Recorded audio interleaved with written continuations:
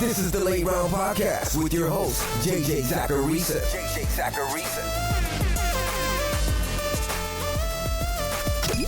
What's up, everyone? It's JJ Zacharisa, the editor-in-chief at FanDuel and at numberfire.com, and this is episode 473 of the Late Round Podcast, one of many shows that are part of the FanDuel Podcast Network. Thanks for tuning in. I've got two reminders for you before digging into the questions this week.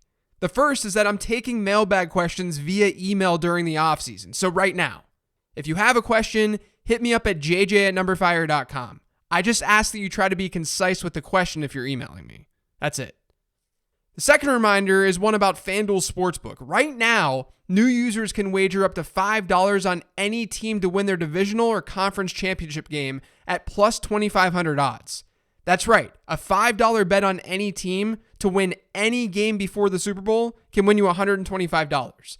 So download the FanDuel Sportsbook app and make your first deposit to see your enhanced odds today. Must be 21 years or older and present in New Jersey, Pennsylvania, Illinois, Colorado, West Virginia, Tennessee, Iowa, or Indiana. New users only. Must wager on designated boost market. Deposit required. Max bonus $125. See full terms at sportsbook.fanduel.com. Gambling problem? Call 1-800-GAMBLER in Colorado. Call 1-800-522-4700 in West Virginia. Visit 1-800-GAMBLER.net. In Indiana, call 1-800-9-WITH-IT. Or in Tennessee, call Tennessee Redline 1-800-889-9789. The first question this week is from @urban_bobcat. Hi JJ, I love to make dynasty trades, but I feel like I have a solid dynasty team that just didn't have a championship year. How do you recognize the difference between making deals just to trade and potentially damaging a team that is already good to go? I think this is a question that a lot of people probably have all the time. When you're proposing a trade, you're generally setting an initial offer that you know favors your side. I mean, in the end, trade should favor you in some way. You should feel like you're getting a good deal, that your team is improving. But also in the end, trade should be mutually beneficial. That's what makes a good trade. But that initial offer might be a little bit more in your favor than what the trade ends up actually being. Now, don't lowball the crap out of your opponent, but you get what I mean overall. When your team is really good, you've got leverage. You don't have to negotiate that much further from the initial offer because you have to ensure that your team is unequivocally getting better. If you're on the other side of things, if you're in rebuild mode or something, then you have to take more risks to get that reward of having a really strong team. You're going to be more lenient. So if you have a good team and you're really itching to do a trade, my advice is to offer up a ton of different trades. In order to balance the fact that you won't be as accepting of trades, you have to offset that with more volume. You have to just send more trade offers. But also, sometimes it's okay to feel pretty good about your team. I'm a believer that teams can always get better, but you don't want to make unnecessary sacrifices if things are fine. Next question is from @ShiftWorkLife. Hi JJ, first question in a while. Thanks for all you do. Is it me or is the wide receiver position becoming flat over the last few years? 50 usable options any given week with less and less consistent studs. When you change your handle to @midround QB, should there also be a @late round wide receiver? So I'll start off the answer to this question by saying that yes, I generally say that things have become flatter at wide receiver. If you plot the ranking for each player next to the amount of fantasy points that they've scored, there used to be a little bit of a sharper decline among wide receiver ones in fantasy than there have been the last couple of years. And what that indicates is that high-end wide receivers aren't necessarily giving the same edge that they did in the past. Just as an example, the wide receiver 1 to the wide receiver 6 this year, the difference was 84 points. That's a lot, but that doesn't necessarily say much because the wide receiver 1 in a given year could have just had a monster season. If you look at the wide receiver 6 versus the wide receiver 12, this season there was a 29-point gap. Last year, it was 24 points. The average over the 8 years prior to 2019, there was a 36-point gap. From wide receiver 12 to wide receiver 18, this year the gap was 17 points. Last year it was 14 points. The previous 8 years, it was 34 points. I'll do this one more time. Wide receiver 18 to wide receiver 24, this year that gap was 16 points. Last year it was 11. The 8-year average was over 19 points. So the gaps at the top have traditionally been a little bit larger, whereas the gaps at the bottom in that wide receiver 3 range, they weren't as drastic 5 or 10 years ago. Basically, if you look at it from this really basic perspective, You find that where wide receiver production really flattened with wide receiver 3s and 4s in the 2015, 2016 year range, we now see that there's a little bit more separation from those players. And it could be because teams are using their depth charts a little bit more. Here's the thing though, with any question like this, you have to think about what the utility is. What does this actually mean? And I think we get enamored with final season results without associating it with where players are getting drafted or how we thought about players before they did what they did. As I alluded to in a study done this past offseason on where we draft league-winning players, wide receivers in rounds 2 through 5 generally have a much higher hit rate than running backs do. And by hit rate, I'm referring to finding a league-winning player, which is defined as a top 8 wide receiver and a top 10 running back. That definition is all laid out in the study that I did, and I talked about that study in episode 379. And the same generally held true this season. Running backs in that round 4 through 5 range were pretty bad this year. That's when it makes a ton of sense to take wide receivers. And given the difference that we see in wide receiver hit rates to running back hit rates in the super early rounds, you can still argue that a wide receiver heavy approach in PPR, especially when you flex a position and you can start 3 wide receivers, that still makes a lot of sense despite the flattening that we're seeing. If anything, I think the fact that we have this dead zone for running backs and that we have this flattening a bit at wide receiver, if anything, it should make you feel a little bit more confident getting an elite tight end when they're there in round 2, because the opportunity cost is becoming a little bit less significant. The overall point here is that looking strictly at postseason results without actually analyzing where these players are coming from in drafts, it only tells you part of the story. Like, imagine a world where every year we had 8 running backs who always finished way, way above the rest of the position. But now imagine that in that world, those 8 running backs were always drafted after round 7. That wouldn't tell you to draft a running back early, despite the fact that those 8 running backs really separated themselves, despite the fact that things weren't very flat at the position. You really need that other information of where players are being drafted to really direct your draft strategy. This next question is from @NFL and AFL. In Dynasty rookie drafts, do you hold to the mantra I've seen around quite a bit of draft best player available, trade for need? I have a weird relationship with the phrase best player available.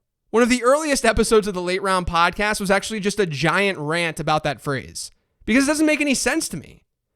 The word best is subjective in and of itself. But in order for something to be the best, it needs to be excellent when compared to something else. And when you're comparing things in real football or in fantasy football, you're automatically doing some sort of positional evaluation. Like, if best player available were a thing, then why aren't kickers drafted in round 1 of the NFL draft? A team could have a super high grade on a kicker, but they're not taking him in round 1 because kickers aren't as important as quarterbacks and edge rushers and cornerbacks and wide receivers. The same can be said to a degree with fantasy football. Is Trevor Lawrence the best player in Dynasty this year? I don't know how you really define that without doing some sort of positional evaluation. So basically, this comes down to running backs and wide receivers in non-superflex leagues, because those are the positions that matter most in fantasy football. And I'll draft off of tiers. If I have a wide receiver and a running back in the same tier, which are still subjective, a lot of player evaluation that we do is subjective in some way.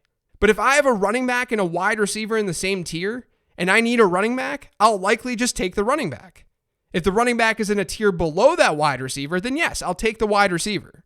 In that case, that's probably what people mean by taking best player available. Now, I know that I'm being picky about the phrase, and I know I'm going to sound like a huge nerd to some of you guys given this answer. But I think the phrase doesn't capture what's actually going on. But I hope this answer helps. The next question is from @Myron Isaacs. Hi, JJ. Which factors do you consider in your coaching changes analysis? How much will this affect your initial ratings? The first general question I ask is, what's their philosophy? What do these coaches believe in? I think a lot of times, and I've said this a lot on the show in the past, but a lot of times fantasy analysts overstate what a coaching change means. They attribute things to a coach that shouldn't necessarily be attributed, like running back target share or something. What I've found is that personnel largely dictates a coach's history. I always go back to the example with Kyle Shanahan. There was a narrative a while back that Shanahan feeds his ex-receivers because Julio Jones, Andre Johnson, even Pierre Garçon really thrived under Kyle Shanahan. But when you dug in, you realize that those players saw so many targets under Shanahan because they were either really good at football or they were really good at football compared to their teammates. There wasn't any other choice. But you can still find evidence of general philosophy when you have a decent sized sample, or even when you just listen to them talk about what they want to do. And from there, I'll let that shape my team level projections with things like pass rate. And then that trickles down to how the individuals are then projected. But it's all individualized. I don't hit a button and watch my projections change based on a coaching change. There are manual adjustments in projections. And coaching changes and coaching philosophy falls into the bucket of manual adjustments. This next question is from @JCJackrabbits. Hey JJ, love the show. Thanks. Given the uniqueness of the 2020 season, no preseason, bye week changes, etc., how are you handling the 2020 rookie class? Are you more forgiving of this class or perhaps more interested in the 2021 class, as these guys might have more chance to make an impact? I also got one from @WhatTheChain that asks, rookies who didn't do much this year, how much is due to COVID-related issues and how much is due to poor performance that would have happened in any other season? So I don't know how to quantify that second question. I don't think that you can. Obviously, if a player got coronavirus, that impacted that player. But what I think this season taught us flat out is that good players will ball out no matter the circumstances. Like in the first question, you're asking how I'm handling the 2020 rookie class.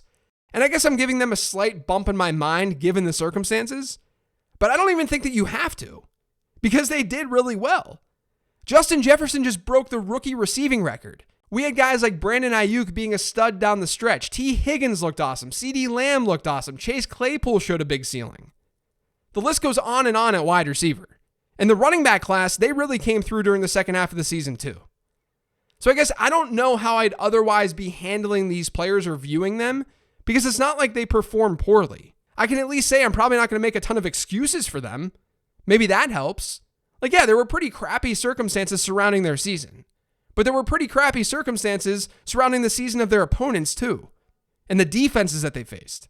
I just don't think this is very quantifiable. My answer is the same answer as it usually is, and that's that you should be looking at these players on a case-by-case basis.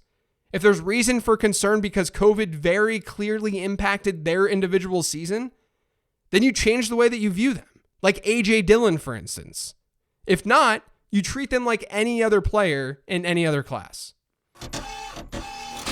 The last question this week says, did the 2020 challenges open you up to anything that made you see the fantasy game different? What is the biggest strategic lesson you learned that you'll definitely take with you in 2021? Appreciate you and your perspectives as always. Yeah, I think that my previous answer sort of touches on this. If a player is good at football, he'll be good at football no matter if there are fans or not in the stands. I know that's such a basic and dumb answer, but it's just so true. This season showed that so much. This rookie class, even though it was incredibly good, it really showed that. Because realistically, had they all underperformed, we'd probably be sitting back and saying, well, it was a tough year to learn the game at the pro level. But they didn't. Maybe it's because the class was historically good, and that might be the case. But it still set the standard. It really showed us that good players show up and are good.